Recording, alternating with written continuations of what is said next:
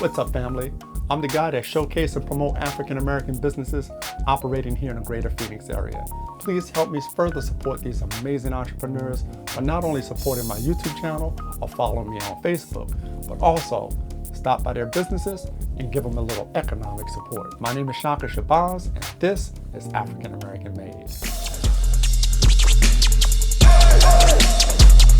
How you doing today? I'm wonderful, wonderful, great. Thank you so much for this opportunity and allowing me to talk to you and learn about your business. Thank you. All right. Won't you tell me your name and the name of your business? My name is Felicia Parker, and I am the owner of the Resolutionist LLC, a healthcare consulting organization. Okay, the Resolutionist LLC. And what do you do in your organization? How do you help folks? We specialize in healthcare systems, deep into healthcare systems. Everything to do with like regulation and compliance and just helping Black businesses be able to stay in regulation and compliance and doing what they do for the communities. We mainly help a lot of non-for-profits. Okay, great. And in this area, do you find that there are a lot of nonprofits operating in the greater Phoenix area? Oh, absolutely, absolutely. So many African Americans, they want to be able to help other, various populations. When you think of social determinants, it goes from there.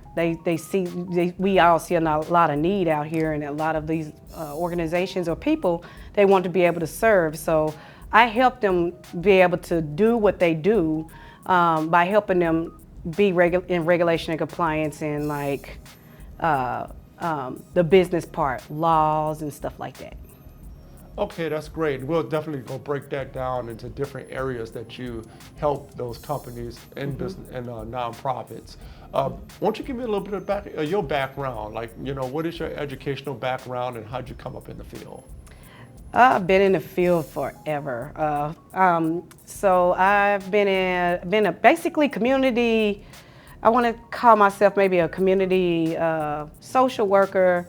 Also, I've been a direct care specialist, so I've worked in almost every aspect of the behavioral health and mental health system since I was 18 years old until now. So I've had my feet in the pavement. I got my education, my bachelor's is in science and psychology, and my master's is in healthcare administration with sustainability and management. So I do that, and I also work in higher education, and I also teach, helping future business owners become business owners. Okay, and you built a solid background in the mental health field. Won't you talk about that a little bit? Well, it's roots for me. My parents worked in mental health ever since I was a kid. They've always worked with people, so I've always grew up seeing different people. It was a normal thing for me. I never forget, I was like about 18 years old, and I had my own apartment, and I remember my mom coming in saying, "Hey, they're hiring at this agency today. Would you like to come in and get a job?" And so my friend and I went to apply for these positions, and it just flew from there. Started off working with the developmentally disabled population. So I learned early about the challenges, and I worked my way up. I worked for the same organization in Oklahoma for about 15 years, and I worked everywhere from direct care to administration to leading departments to training people and just doing audits and reports and budgets. I learned so much about the business side of things in the healthcare organization, and mainly non-for-profits. Most of my career I worked for non-for-profits. So, when I moved to Arizona back in 2011, I started working for more in the mental health piece. So population I worked with mainly was substance abuse, severe mental illness, case management, and I'm a certified crisis intervention specialist. So you learn so much in this field, and you learn to love it. And my business pretty much, I just take everything I've learned in my life, and it's in my career, and I love it, and that's what brought my business to play. Because I see other people wanting to do these various things.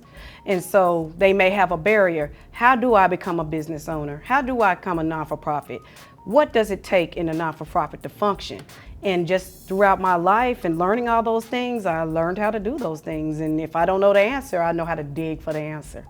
So you put all those experiences and all those pieces together and packaged it into a consulting apparatus that you can use to help other people in those areas that they may be, they need help in. Yes, absolutely. Okay, so, and this is primarily focused on healthcare. What are some of the major challenges for a young business or maybe a seasoned business when it comes to facilitating administrative stuff or operational stuff? What are some of the things, some of the challenges they have that they would use your services? A lot has to do with laws and regulations and compliance. A lot of the times, laws change constantly.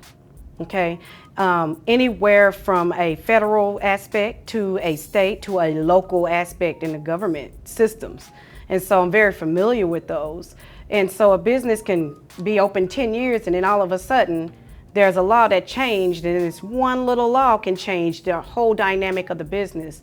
So they may not have any idea on how to fix those things. And so that's where I come in at. And I come in and I look at the situation and be able to help them put it back in order. So basically, I'm a fixer. Okay, okay. And let's identify some of those areas that they need you to help fix. So let's just say a company gets audited and they find some discrepancies there. What are some of the major discrepancies that an organization in this field could have that you would help come in and resolve for them? So one of the challenges that occurs with businesses is growth. Okay, when you're a smaller business, okay, and you have, like, for instance, you may have 7 employees. Okay, at the first year you start, then maybe your second year you may have 10. So you're okay with all your policies and procedures. But when you have 50 employees, okay, now I'm overwhelmed, and now I need onboarding. I need to be able to train my employees. Now I have to be able to completely change my policies, because when you get over that many people, you're following these more and more guidelines and federal regulations that you have to comply with. So basically you're gonna have to create like HR department and all those kind of things to be able to function. So these are things that they're not aware of at times. And so that's what I come in and I look deep into the situation. Like, okay, so growth could be an issue. A growth right. A growth is great, but it can also be an issue because, okay, now my policies do not help with 7 to 10 people anymore. My policies now have to comply with the 50 people I have in my organization. Or now that I want my business ventures into a different department, right?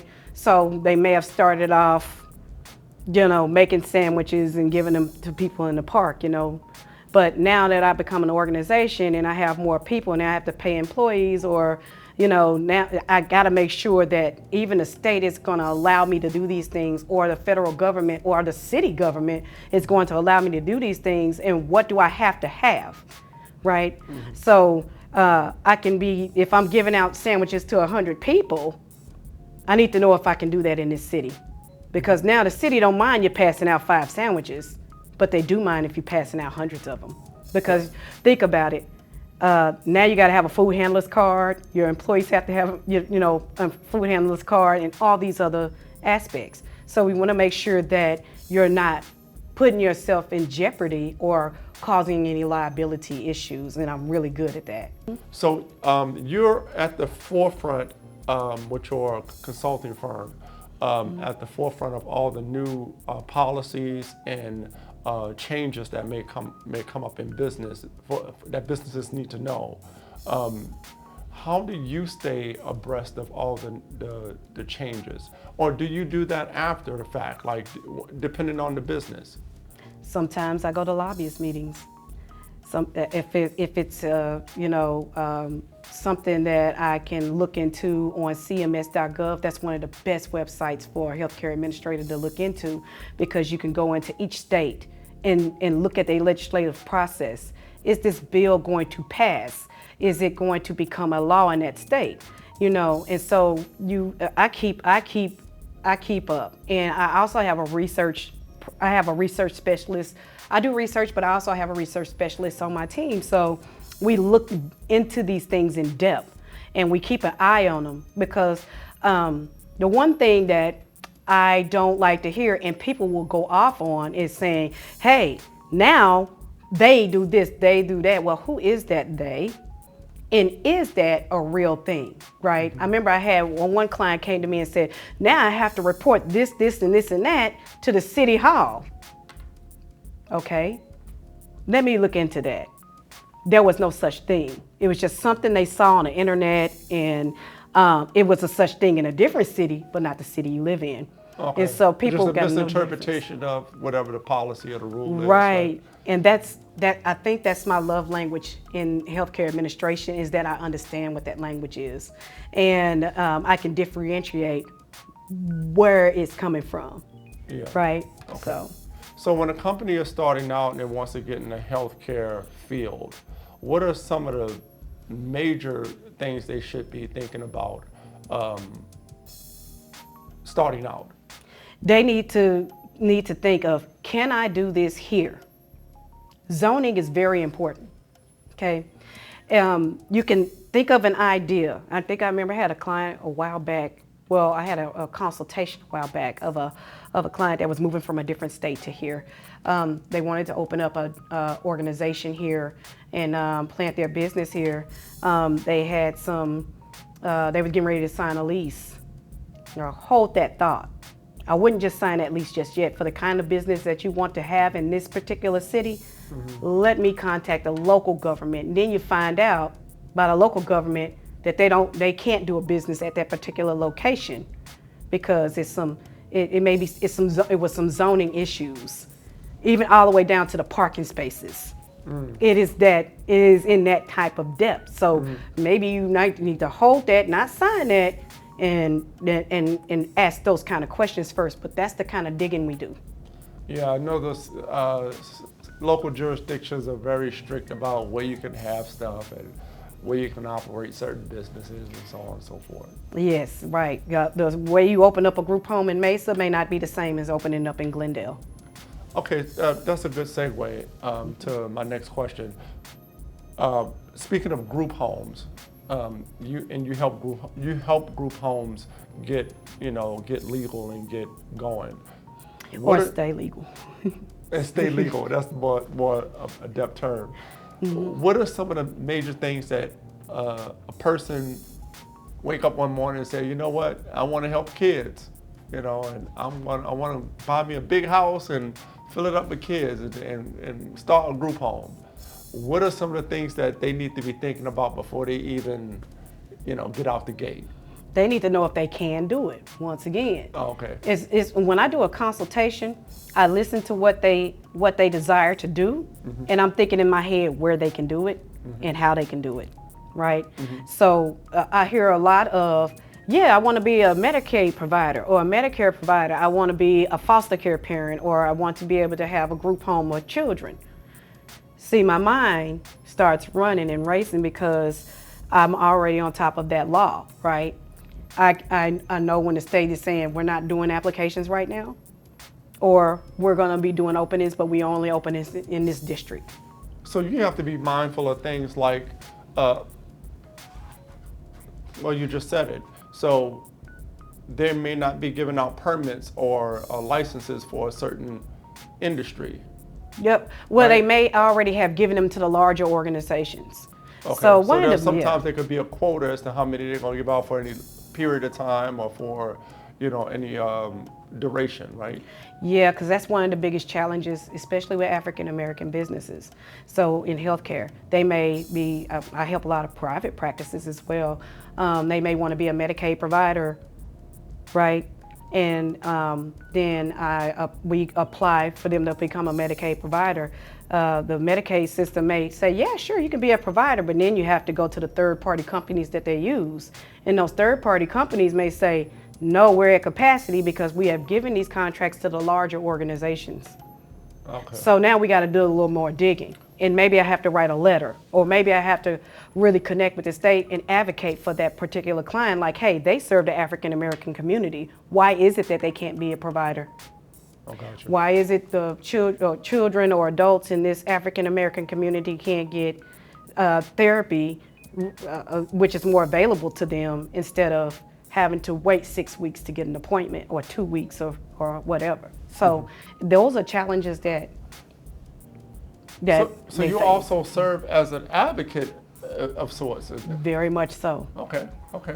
So let's talk about a business that's already operating and they, they're not in compliance in some sort of way, and they solicit your services to come in and help. What are some of the most common things that you see businesses that are already operating in these fields run into, besides not keeping up with a policy? Okay. Some things expire. I remember I had went into a group home, and she had a grocery list of the state just give you 30 days to fix these things, right? This person had been in the group home industry for years. There was a mirror in the bathroom, and it wasn't a breakable mirror. It had to be an unbreakable mirror. Okay. So having to find someone to install those unbreakable mirrors in that particular bathroom, it's just those little things, right? Yeah. You can get your whole group home shut down if you don't replace that mirror. Wow. So it's also stuff like even just posting. I remember, I know I have had another assisted living home, but their delegation wasn't posted. Or their fire, they didn't have their fire map, like, how you have your disaster drill map?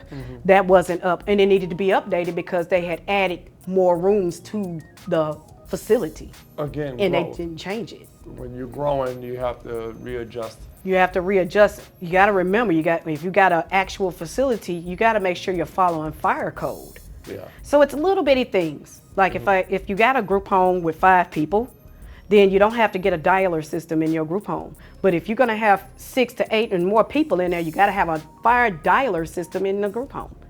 Okay. But see, people wake up and say, I want to open up a group home, and I want about 10 kids in here, and I'm just going to get this house over here in this place, and that's where I'm going to put the kids. But then you have to understand what the requirements are. Yeah. Of the state. And some people think they do enough homework and they haven't scratched the surface. Right. Because then they're running into issues. And another thing is there is a lot of people out here that will rip them off. When I first moved here, the first house that I helped, this lady I helped, she had already been ripped off like $12,000. And where did that cost? Where did she incur that cost? She incurred that cost because she was talking to people, and people would say, oh yeah, I can do that. I can put that dialer system in there. They hired a so-called consultant, and that consultant didn't know what they were doing. They were just saying, hey, I need $6,000 up front. Whoa, that's not how we work here. We understand that, my business, we understand that people, it's going to take money to do things, but I don't look at your big dollars like that, but I do cost when you talk to me, and it's worth talking to me, right? So you can avoid being ripped off. There's a lot of consultants out here that want $10,000 up front or $5,000 up front to take their classes. I'm up front because my foot has been in the pavement and I know what they need. So what are the suite of things that you offer in your consulting firm? Honesty up front. People expect a price list. How much it cost to open up this group home? How much does it cost for me to open up this business? And I'm like, first thing you need to do is a consultation. So what I do is I do an assessment during that consultation on what that person needs, what that company needs. But I charge by the hour. So I don't charge like a list. And then what those things are, there's just some things I may say, well, either I cannot be able to help, I can't help you in this particular area, but I don't think I only had to say that one time. And that was, in this particular state, this person wanted to open up a dispensary, but this state shut down the laws from that. So I'm like, there's, you know, I would say call back in 2 years. You missed the boat, huh? You missed the boat on that. You know, it don't matter how much money you have. You know, the state does a lottery system in that, and and when they do that lottery system, you need to pay attention to that, because you just can't step into a state and say, I want to open up this business. Yeah. I think that's something that a lot of us don't think about when we want to embark on a certain business, whether or not the state or the city or whatever is going to allow you to do it, and then location. You know, you have this ideal area in your mind, and it's like, oh no, they're not even going to allow you to operate that business on this street or in this set part of town. You know, so whether it's a business district or, you know, a shopping area or something like that. Yeah. So, and that's a lot of things that we don't think about when we're excited about starting our businesses. Yeah, exactly. It's just like going to the city council. You ever see those city council meetings? Oh, yeah. As to why, you know, somebody may want to open up this business and within that city limits, and people have to petition, or you know, these are the reasons why. You look at this and saying, hey, I don't want that in my neighborhood. I don't. And so I'm very upfront and honest with when I have my consultations with clients, because, you know, I tell them, yeah, it sounds so great, but here are your challenges that you may have to face. Here are the barriers that you're going to face. Here's what's happening right now, right? I look into what's happening right now when it comes to regulation and compliance, because I want my clients to know up front what's currently going on. Not to say that they can't open their businesses, but I would want to know. I would want to know what my barriers and my challenges are, so that I can prepare for that. And that's one of the things that I'm very good at doing. Okay, and that gives them an opportunity to readjust and come up with some alternatives or some. It helps them rethink also. Okay. Like, I may have somebody that wants to, look, I had a client that wanted to open up a group home with children. But when you open up a group home with children, it's a whole lot of regulations. There's a whole lot of things you have to do.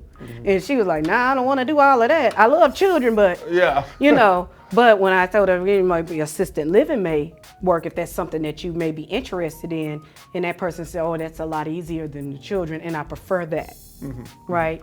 Because this is a different scales. It's different group homes. It's not just a simple, I want to open this up. You got to look into where you're at, what you're doing, and, you know, if you can do it. Gotcha. So, in the area of the 501Cs, right? I noticed in the state of Arizona, probably other states too, but I live here. Yeah. There's a lot of 501Cs, and almost every other person I talk to is getting ready to open up a 501C. What are some of the things that you can impart to the listeners and the viewers about going down that path? What are some of the things they need to know? That a grant is, a lot of people ask me this question. They just opened a non-for-profit, or they're thinking about opening a non-for-profit, and they're saying, hey, I want to get this grant.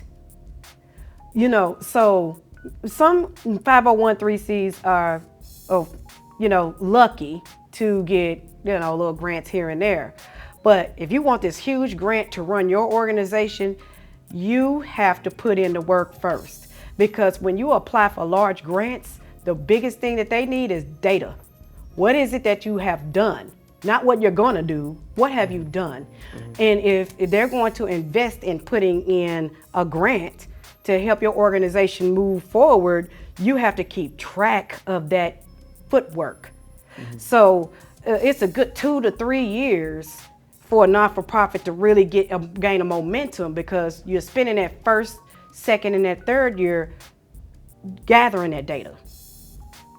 Now you can get small grants throughout. Hey, I can give you, you know, there's grants that will give you like a starter grant or something for a new 501. But at the same time, I won't say it's rare, but you just have to do a lot of digging, but you'll find them.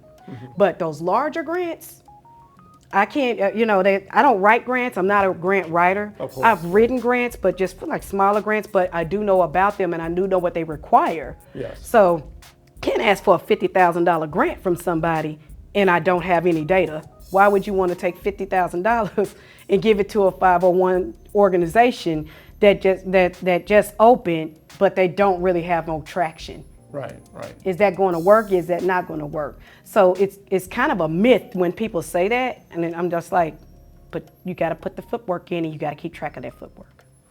So where do some 501c get in financial trouble? When they begin to move money where it's not supposed to be moved. Uh-oh, because that was going to be my second question about the money part. Yeah, so my mother taught me this a long time ago. When you have a non-for-profit, you got to know how to do those finances. If I gave you $50,000 for pink socks, you can't go out and buy black socks with them. Okay, if I gave you $10,000 for trash bins, then you can't go out and buy a house with that $10,000. You have to keep this money in these places. And a non-for-profit doesn't mean you can't profit. Okay, Banner is a non-for-profit hospital. Okay, Abrazo Hospital is a non-for-profit. I mean, you can get a revenue big as day, and be able to have a payroll and all of those things. But it has to start off, you have to be able to serve a population. Gotcha. That's what it takes. Yeah. So you beat me to it because I was actually about the money part, right? It seems like money management is one of the big, well, I guess it would be for any organization that's big, right? But for 501c's, you have to make sure you track where money is going, as you so eloquently put a few minutes ago. Now, what are some of the cultural or some of the community-related things that you've seen in your experience that can be a challenge for someone starting a 501c? Okay, so one of the things is kind of personal at the same time. You can have a non-for-profit and your friends can help you out because you start off with a small group of people, grassroots, right? But as your organization grows, you become more structured.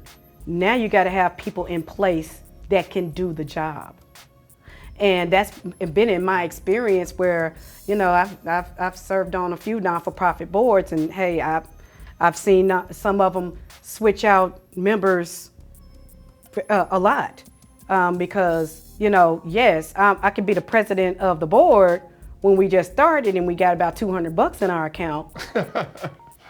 And another thing I want to say is when you start off grassroots, everybody works for free, right? Because it's a passionate thing. But when it becomes bigger and bigger, it becomes more challenging because, wait a minute, I can't do this work, this level of workload and not be paid, or I don't have the time, because when we have these non-for-profit organizations, it takes a lot of work, especially when you're growing. Now you got to put people in positions, or you have to yourself, if you're a member, you're gonna have to dedicate yourself to whatever role that you're in, okay, or step back. Don't hold that organization from its growth. If you can't do that position, just say so. And it's just and so what I do is a lot of coaching in those areas. People would just say, hey, I talked to so-and-so and I'm gonna make them the secretary of the board. And then they put the secretary on the board, and then not even a month later or even weeks, I've seen this ain't working for them, right? Because it's too much. So this is just one of the issues that occurs. I tell them, if you meet somebody, let them be a member of your organization. Have them be on a committee. As you're growing, put them in a committee. See if they're going to work to get into those officer positions or get onto those board member positions, so you can see if that works for them as well. Oh, they can grow into a position, right? That's what I'd be advising at times, because as you're as your 501c3 is growing, you need to be able to have people comfortable in those positions, and you got to see if it's a fit for them and see if it's a fit for you. Okay. Because somebody can go in there and they can change the entire dynamic of the board. Yeah, I definitely can see that happening. Oh, I've seen it happen. Personality conflicts, power dynamics, and all that kind of Yeah, you got to be a person of your word. You got to be dedicated, and the person that works the hardest is the founder. Mm-hmm. The founder is going to work the hardest, and so some of the clients I've had, we have that talk like you got to take a break for a second, and it's okay. It's okay to put it down for about a week or two and go get some self-care, because that's their baby. They growing it, and they see the vision. It's really hard to get others to see your vision and share that vision and grow that vision. Absolutely. Right?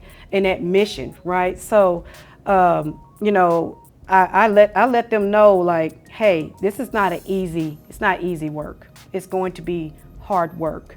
And you're going to deal with challenges. I've seen it happen even when families are on boards together. Oh, wow. Oh. So, have you ever encountered a situation where someone was resistant to the advice that you gave them? Oh, absolutely. Okay. Absolutely.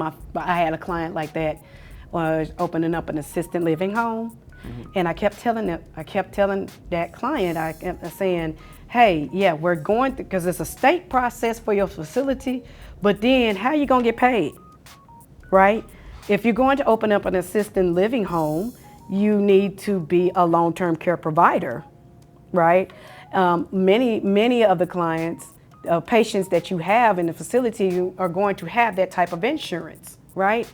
And that person wouldn't listen to me. They wanted to get the home open. I said, okay, well, let's get the home open then. State came through, did their inspection, everything passed and everything was ready. But I had told that client months beforehand, you need to be applying as a provider to these long-term care insurance companies, because these insurance companies have windows. Mm-hmm. They may do a fiscal year, or they may not be taking new providers at this time. And I was telling that particular client, like, the window is open to apply now to this particular company, and their window is going to close. Didn't listen. And so, nice home, nice assisted living home. And I remember when the first person came to go look through the home for their loved one, right? And did a whole walkthrough through the home, loved it. Completely loved it. And when we got down to sit down and talk about business and the cost, my client told her, well, it's gonna be about, $4,000 a month. And the first thing that person said is, you're not a long-term care provider, because my loved one is a long-term care provider. Mm-hmm. And they pay the $4,000 a month, mm-hmm. not me. And everything got quiet. And the next thing you know, every day, I want to be a provider. Call me. Kind of like Cleo. Call me now. But unfortunately, I had to tell my client, I had to tell her, unfortunately, you could take private pay, but you're going to have to wait till those windows open to become a provider to be a long-term care provider, because you didn't listen. Wow, that's a big business mistake right there. Yeah. Yeah, because most people in that capacity is not paying out of pocket, right? Yeah, well, they will. You just have to advertise and market yourself differently. I see. Okay. People that can't get insurance or don't have insurance. Yeah, some rich folks out here. Okay. And that's what I told her. I was like, you're going to have to market yourself differently, because if you are a provider for the long-term care, then you're listed.